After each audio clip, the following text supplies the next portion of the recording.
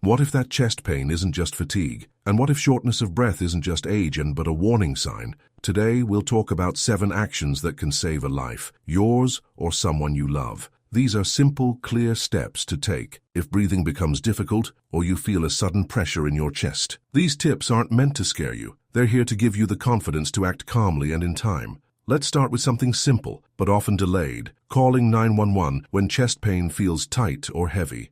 I've seen this happen far too often. A person feels pressure in the chest, maybe like an elephant sitting there, but instead of calling for help, they wait. They think it's heartburn or something they ate. The truth is, with age, our pain signals can become less sharp, and what might be a heart attack doesn't always look like it does on TV. It might just feel like discomfort or travel into your jaw, back, or left arm. But when minutes matter, waiting can mean damage, not just to the heart but to the whole system. I've been a physician for over 30 years, and one case still sticks with me.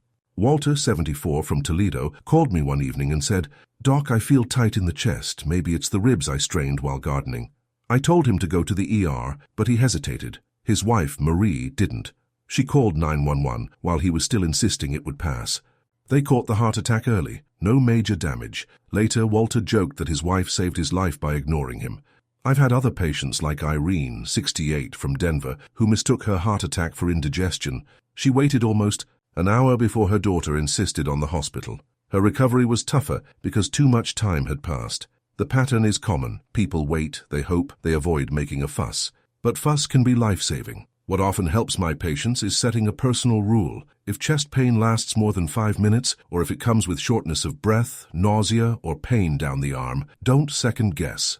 Call 911. Don't drive yourself. Don't walk it off. A false alarm is always better than no alarm at all. Let me tell you this. Your body's warning signs are worth listening to. You are worth that call. A heart doesn't stop because you acted too soon. It stops because you waited too long. Acting fast isn't panic. It's courage backed by wisdom. Here's something many people overlook. Listen to your body when it tells you to stop.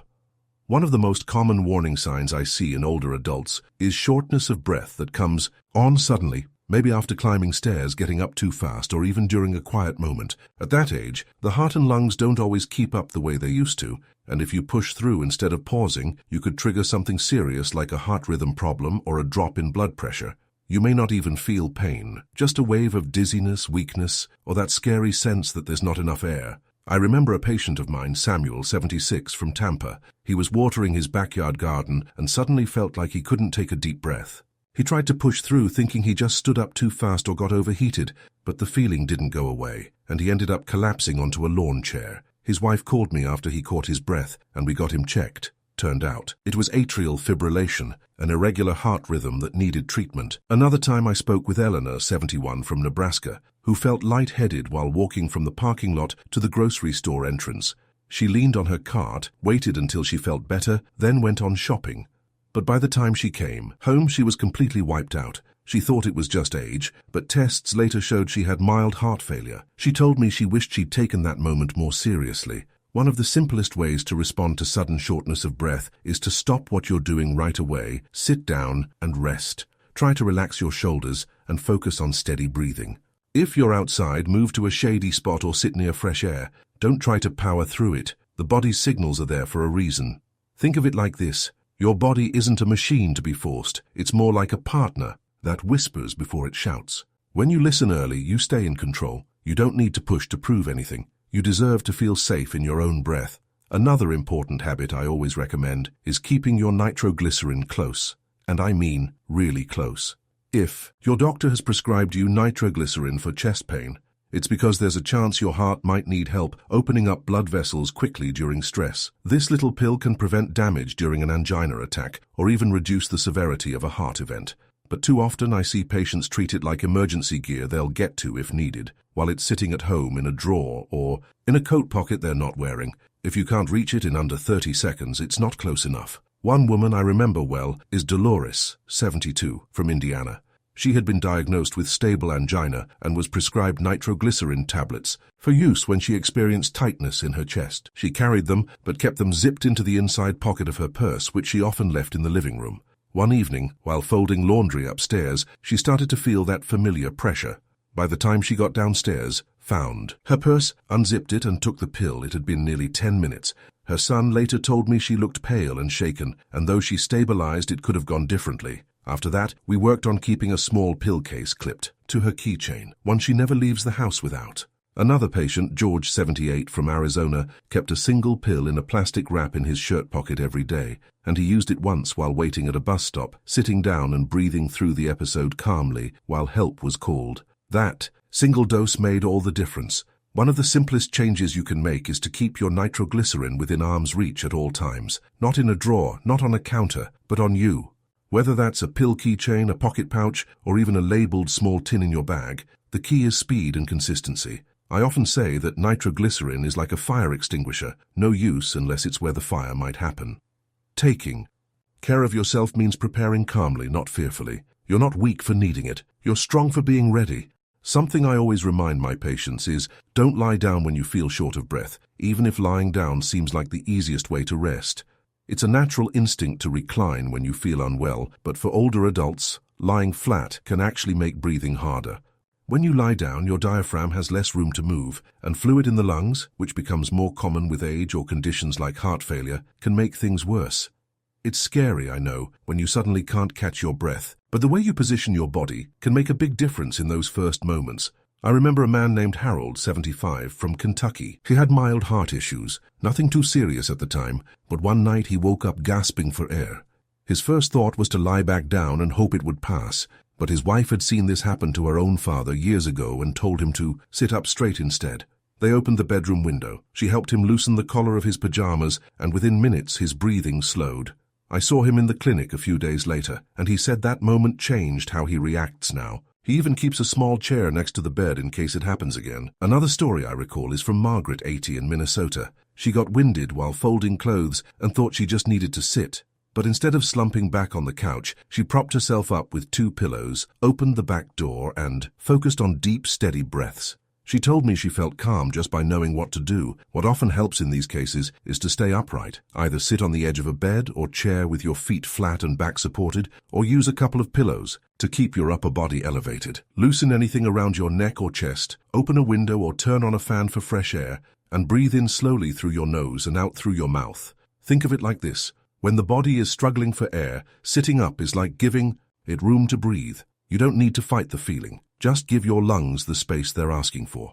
Here's a habit I suggest to almost every patient I see. Check your blood pressure and pulse regularly, even when you're feeling fine. The reason is simple. High blood pressure often doesn't come with symptoms, and by the time you feel something, your body may already be under stress. I've met so many older adults who assume that no symptoms means no problem, but in reality, high blood pressure can quietly damage your heart, kidneys, and even your brain over time. That's why routine monitoring is one of the smartest ways to stay ahead of issues. Let me tell you about a woman named Carol, 70, from North Carolina. She came in for a routine appointment and told me she felt great, sleeping well, walking daily, no major complaints. But when I checked her blood pressure, it was 192/98. She was shocked. A week later, she bought a home monitor and started checking twice a day. One night around 2 a.m., she woke up with a mild headache and decided to check her numbers. They were even higher than before. She called her daughter, who brought her in right away. Turns out she was having what we call a hypertensive crisis. No chest pain, no dizziness, just numbers that were too high for safety. Another patient, Roger, 77, from Texas, used to check his pressure only when he felt off, but now he keeps a simple log by the coffee maker. He checks every morning before breakfast, and it's helped us catch changes before they turn into problems. What I often tell patients is, invest in a digital blood pressure monitor, preferably one with a cuff that goes on the upper arm, and learn how to use it calmly. Check your pressure at the same time each day, morning is best, and keep a notebook or app to track the numbers. Bring that log to your doctor, even if nothing feels wrong. Think of it like checking the gas gauge in your car. You don't wait for the engine to stop. You stay ahead because your health deserves that kind of attention, and you deserve to feel in control, not caught off guard. One more thing I always remind people. Sometimes you're not just helping yourself, but someone else. Recognizing the early signs of a heart attack or serious health crisis in others can be life-saving, especially in women, where symptoms don't always look classic. Older adults often downplay what they feel or try to stay quiet to not bother anyone. That's why friends, neighbors, or even strangers in public can make all the difference if they notice, speak up, and act fast. There's a story I'll never forget. My neighbor Paul, 73, was walking home from the hardware store when he sat down suddenly on a bench near the park. He didn't clutch his chest like in the movies, but a young man walking his dog noticed he looked pale, sweaty, and disoriented. The guy asked him if he was okay, and when Paul could barely answer, he called 911 right away. Paul had a heart attack in the ambulance, but because help came quickly, he made a full recovery. I also think of one of my former patients, Linda, 69, from Missouri. She didn't feel chest pain, just a strange nausea and deep fatigue that came out of nowhere. Her sister, who had read a pamphlet at our clinic weeks earlier, remembered that heart symptoms in women can be subtle. She insisted they go to the ER, and doctors caught a blockage early. One of the best things you can do is memorize 3 signals: sudden chest pressure or tightness, shortness of breath, and unexplained nausea or weakness, especially in women. If you see someone showing any of these signs, ask them gently how they're feeling and don't hesitate to call for help. You're not just a patient, you're part of a community, and your awareness could save a neighbor, friend, or even someone you've never met. Being ready to help doesn't take special training, just open eyes, a calm voice, and a willingness to act. And here's something I hope more people try: keeping your lungs in shape with simple breathing exercises. After a certain age, our lung capacity naturally decreases, and even a minor illness can make breathing feel harder. Many of my older patients think shortness of breath is just part of getting older, but the truth is, with a few simple habits, you can train your lungs to work better, stay stronger, and recover faster if you ever do get sick. Breathing exercises aren't about athletic performance, they're about making daily life easier, whether it's walking, talking, or just climbing the stairs without needing to pause. I had a patient named Frank, 74, from Michigan, who came to me a few months after recovering from COVID. He told me he still felt winded just walking to the mailbox. He wasn't a smoker, didn't have heart trouble, but said his lungs just couldn't catch up. I showed him 2 exercises: pursed lip breathing and box breathing. He practiced for 10 minutes every morning and before bed. 2 weeks later, he called to tell me he was back to walking around the block without needing to sit down. Another woman, Denise, 68, from California, started doing the same exercises after pneumonia. She said it gave her a feeling of control, again like her breath wasn't running away from her anymore. For both of them, the key was not perfection but consistency. Even a few minutes a day made a noticeable difference. What often helps is starting with pursed lip breathing. Inhale slowly through your nose for 2 counts, then exhale gently through your lips for 4 counts like you're blowing out a candle. Another is box breathing. Inhale for 4, hold for 4, exhale for 4, and hold again for 4. Do it sitting up with shoulders relaxed and no more than 5 minutes at first. Think of it like watering a plant. Your lungs respond to care and attention. Each breath you take with awareness is a quiet reminder your body can still grow, heal, and support you. If you learn something new, share it in the comments. Your experience might help someone else understand their own body better. Subscribe and hit the bell. Here we talk about things that make life not just longer, but warmer. You're not alone, you're stronger than you think, and every minute is a chance to hold life by the hand.